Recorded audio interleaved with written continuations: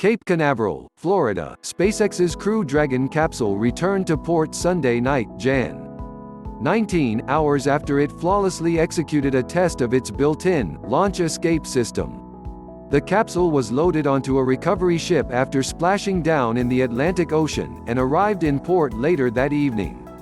The capsule launched atop a veteran Falcon 9 rocket Sunday morning, lifting off at 10:30 a.m. Eastern Standard Time, 15:30 GMT, from NASA's Kennedy Space Center in Florida. Approximately 9 minutes later, the capsule landed in the ocean under parachute, where one of SpaceX's recovery vessels, Go Searcher, was waiting. Crews aboard the vessel hauled the gumdrop-shaped capsule out of the water and secured it onto the deck. Go Searcher then headed back to port, arriving just before 7 p.m. Eastern Standard Time, 0000 GMT Monday. Excited onlookers lined the banks of Jetty Park, hoping to catch a glimpse of the craft as it made its way to the U.S. Navy's Trident turning basin, where it would be offloaded.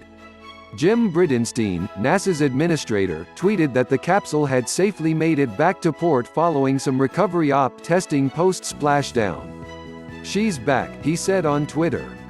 The Crew Dragon spacecraft that completed the in-flight abort test has arrived back at Cape Canaveral.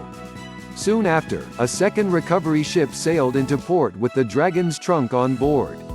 The trunk acts as a storage compartment. It contains the capsule's solar arrays and other equipment needed on its trip to the space station. The trunk is typically discarded during re-entry, exposing Dragon's heat shield and preparing it for landing. Surprisingly, the trunk landed intact after being jettisoned just before the craft's parachutes were deployed. Go Searcher will also be used to tote the Dragon back to port once SpaceX begins launching astronauts. The ship is equipped with a medical facility and helipad in case of crew emergencies. After splashdown, teams from SpaceX and the U.S. Air Force 45th Operations Group Detachment 3 rehearsed crew recovery ops before bringing the spacecraft back to port, Bridenstine added. In a nominal crew landing, the Crew Dragon would be scooped out of the ocean and the crew would be helped to the onboard medical facility for checkout while making their way back to port. Bob Behnken and Doug Hurley are the two NASA astronauts who will fly on SpaceX's first crewed mission.